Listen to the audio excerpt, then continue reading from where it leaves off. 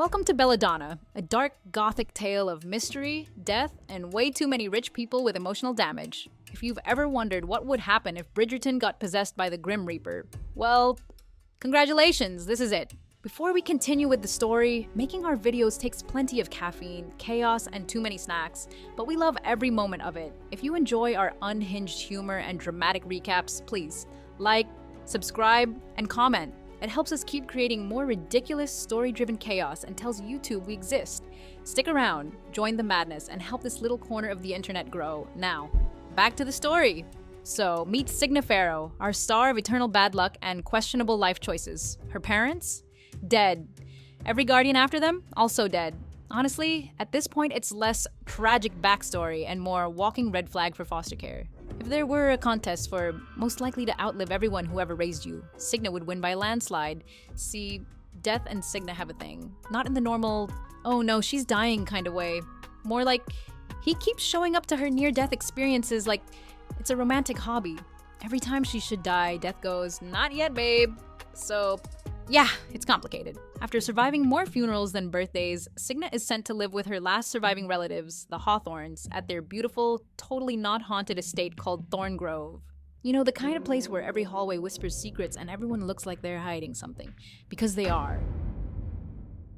At Thorn Grove, she meets Percy, her wealthy, charming cousin who's one smirk away from a scandal, and Aunt Lillian, who's in the process of dying in the most dramatic way possible. Like, full Victorian tragedy levels of drama. The servants tiptoe around like they're afraid of breathing too loud, and the whole house feels like it's auditioning for the role of creepy mansion in a murder mystery. Signa, bless her heart, tries to play the part of a perfect lady. She genuinely believes that if she's polite enough, Death will stop stalking her. Spoiler alert, he won't. Death's out here acting like a seductive ex who just can't take a hint. As she settles in, she starts noticing that Aunt Lillian's illness isn't quite natural. There's poison in the air, literally, and secrets buried under every smile. So, here we are, a cursed girl who can't die, living with a family that might be dying on purpose. What could possibly go wrong? So, remember Aunt Lillian? Yeah, she's still dying, but the problem is, it doesn't really look like a normal kind of dying. It's more like she's being slowly poisoned by family drama and suspicious beverages. And then, plot twist, her ghost shows up. Because of course she does. This is Belladonna, after all. If someone dies and doesn't come back to haunt the place, did they even try? Signa, being the overachiever of near-death experiences, is apparently the only one who can see and speak to Lillian's spirit. And Aunt Ghost isn't exactly floating around for fun. She's got a message. She was murdered. Naturally, Signa reacts like any rational person would. She decides to solve the mystery herself, because who needs the police when you've got zero training, Victorian corsets, and a literal relationship with death? Speaking of Death, yes, he's back. Tall, dark, and skeletal? No, actually, he's disturbingly attractive. Because why not? The man, or concept, shows up whenever Signa's on the verge of dying, again.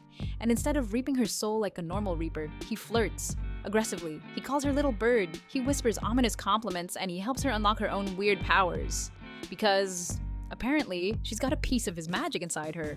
Romantic, right? Nothing says soulmates like shared necromantic energy. While she's not busy accidentally swooning over Death, Signa starts doing some actual detective work. She notices odd things around the house. Weird medicine, suspicious servants, and family members who conveniently leave the room whenever poison is mentioned. Everyone's acting guilty, but then again, everyone in Thorn Grove looks guilty by default.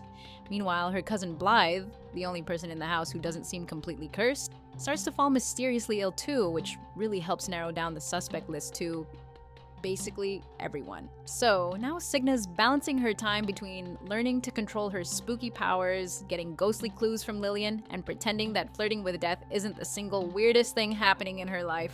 Welcome to Thorn Grove, where love is toxic, poison is fashionable, and Death himself just might be the only man who tells the truth. So after chatting with her ghost aunt and occasionally flirting with the actual Grim Reaper, Signa starts to embrace the fact that maybe, just maybe, she's not your average debutante. She's got powers, creepy, beautiful, I can literally summon death powers. Because who needs a chaperone when you can command spirits, right? Naturally, Death keeps showing up like a toxic situationship that just won't quit. One minute he's saving her from choking, the next he's dragging her into some shadowy realm for an intense, soul-bearing moment. It's very Enemies to lovers, if your enemy happens to be the embodiment of mortality. The chemistry is chef's kiss awkward, like if Hades and Persephone had their first date in a graveyard. Meanwhile, the mystery thickens faster than tea at a Victorian funeral. Lillian's ghost keeps dropping vague, tragic hints. Blythe, Signa's younger cousin, is getting sicker by the day, which is super convenient for anyone who enjoys dramatic tension. And Percy, the charming heir, is starting to look less like a golden boy and more like a walking red flag. Still, everyone's pretending it's all fine because God forbid anyone in Thorn Grove communicate like normal human beings. Instead, they host parties. Massive, elegant, let's ignore the poison and dance about it parties. Signa attends, playing the perfect lady, but between the music, the gossip, and her sudden visions of the dead, it's basically the Met Gala meets a seance. Then comes the moment. Death takes her dancing. Yes, actual ballroom dancing. In a scene so intense and romantic, it practically screams fan fiction waiting to happen.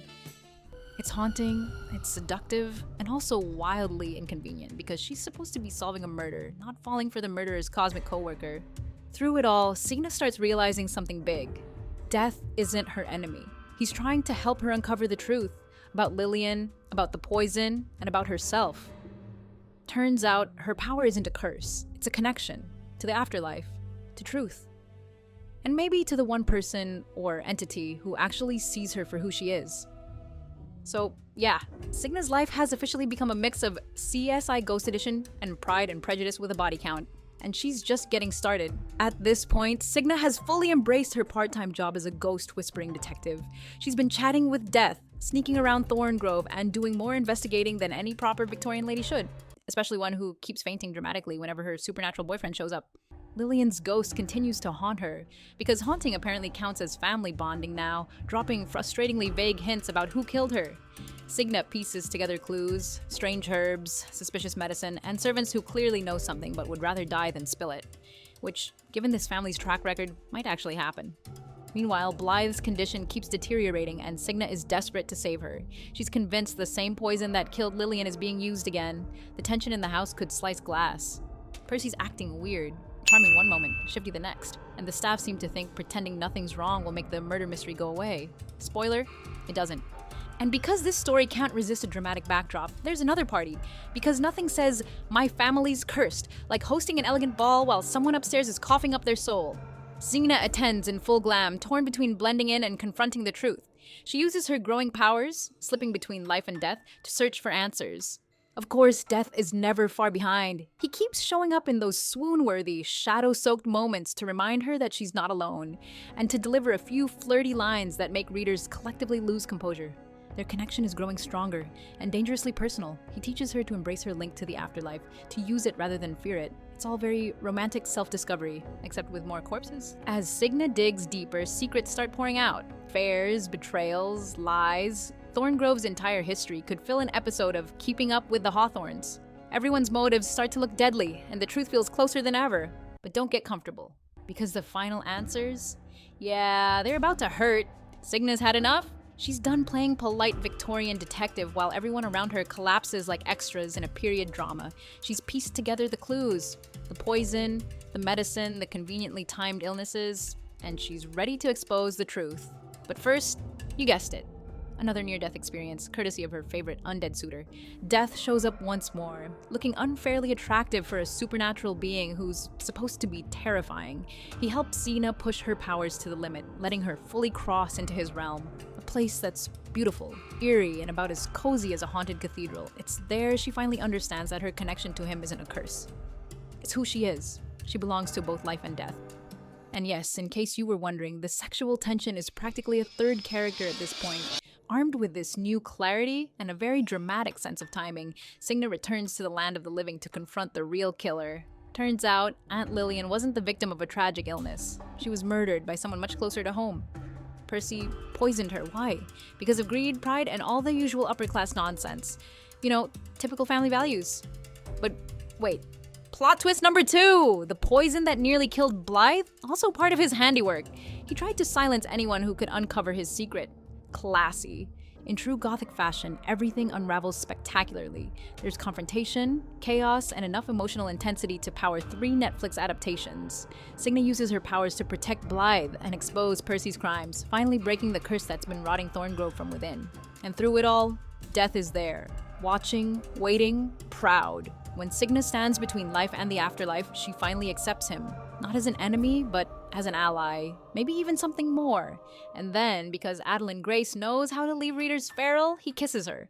A kiss that's equal parts heartbreak, promise, and eternal "see you soon." So, in the end, the moral of Belladonna is simple. Don't drink anything at a nobleman's estate. Trust no one who calls you dear. And if death flirts with you, maybe flirt back. So, what did you think of Belladonna?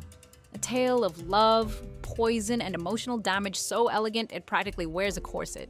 If you enjoyed watching one girl flirt her way through mortality while solving murders and redefining daddy issues, don't forget to like, subscribe, and hit the bell.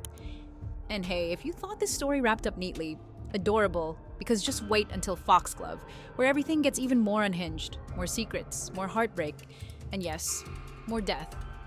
Apparently, he's not done being dramatic. Until next time, remember, stay alive, stay suspicious, and never trust the tea.